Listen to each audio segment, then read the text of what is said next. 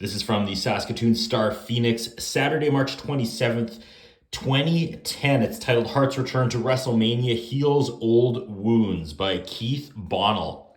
Professional wrestling battered his body, broke his heart, and claimed the life of his brother. But if you ask Bret Hart, he'll tell you he doesn't hate the sometimes bizarre and brutal business he was born into. Quote, "I have so many great memories," he says, "especially with my brother Owen, traveling together, wrestling together, laughing, telling funny stories, memories," end quote. And this weekend, the most famous Canadian to ever put on a pair of pink and black tights is doing something he swore he would never do. He's stepping back into the ring to take part in WrestleMania, his first match for the World Wrestling Entertainment in nearly 13 years. His opponent, the villain he'll be trading faux punches with in front of tens of thousands of fans at the University of Phoenix Stadium in Glensdale, Arizona. None other than the man Hart carried on a very real and public feud with for years. WWE founder Vince McMahon. As he walked towards the ring Sunday, his music blaring, the 52-year-old Calgary-born wrestler will be taking the final steps on a long and sometimes painful journey. One that began in Montreal in November 1997 on the night Hart's professional life fell apart. That's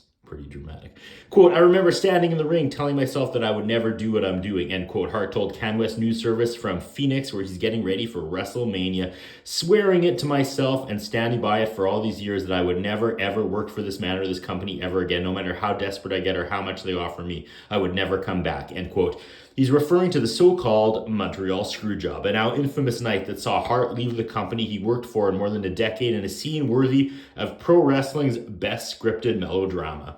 Hart was taking on one of his great rivals, Shawn Michaels, duking it out for the heavyweight championship. And because it was pro wrestling, Hart knew he was going to win. But then something unexpected happened. He didn't. Michael used Hart's own finishing leg lock, and suddenly the referee was ringing the bell, and McMahon was telling Michaels to take the title and go, leaving an utterly confused Hart in the middle of the ring. He would later say he'd been worried Hart might refuse to lose or drop the championship belt after the fact, and might even take it with him to rival World Championship Wrestling, WCW. Hart felt betrayed, as though McMahon had made him look like a fool in his home country. You could say he didn't react well in front of thousands of fans. He spat at his longtime boss. Later that night, he found McMahon again and punched him. Quote, "It's probably a good thing I didn't find him in the first few minutes, because I might have done more than knock him out," end quote, Hart says.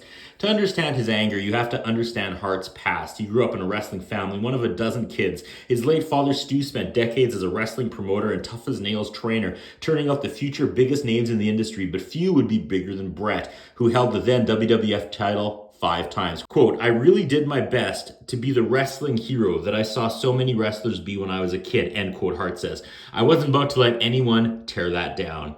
This weekend, the WWE will induct Stu Hart into its Hall of Fame, something Bret Hart says will be an emotional time for him and his large family. The years that followed weren't kind to Hart. In 1999, while still working for the WWE, Bret's brother Owen Hart plunged to his death in a shocking incident live on pay-per-view TV. Owen was performing a daring entrance that was supposed to see him drop from the rafters to the ring on a harness and grappling line, but something went wrong, apparently triggering the release mechanism, sending Bret's 34-year-old brother crashing to the mat. Months later, Bret Hart suffered a concussion while wrestling in WCW that would end his wrestling career. His first marriage ended. Then in 2002, after falling off his bicycle, Hart suffered a stroke that left him paralyzed on the left side of his body. Quote, "I really had just a couple of bad years at the end. In 1997, when Vince screwed me in Montreal and kind of humiliated me in front of the family and the country," Hart says, "I took that pretty hard. And then when Owen died, it was just a lot of dark things that happened, one after another, after another, after another. The stroke, however, allowed for an unexpected moment of healing. So debilitating, he was even unable to move a finger at his left side." Hart received a phone call from Vince McMahon. Quote, "I didn't even know what to do when I picked up the phone and it was him. I was an emotional, physical wreck at the time," end quote, Hart says. But the two men who had worked together for more than a decade still had a connection. Quote, "He just gave me a really good pep talk and talked about how tough I was and that I was going to beat this thing. It kind of changed my relationship with him, that call and the conversation that we had," end quote. Having buried the hatchet in real life, Hart and McMahon are now resolving the rivalry in a more dramatic way for the WWE fans. Hart began appearing on the company's Monday Night Raw TV show back in January, building the storyline for a no-holds-barred showdown with McMahon on Sunday. Hart says his stroke and his concussion injuries have limited what he'll be able to do in the ring. Quote, "I'll never be the Bret the Hitman Hart that wrestled Steve Austin at WrestleMania 13. I just won't be," end quote, he says. but I could still give Vince McMahon a good thumping. It just makes me feel good that we were able to maybe have a happier ending as I ride off into the sunset. End quote.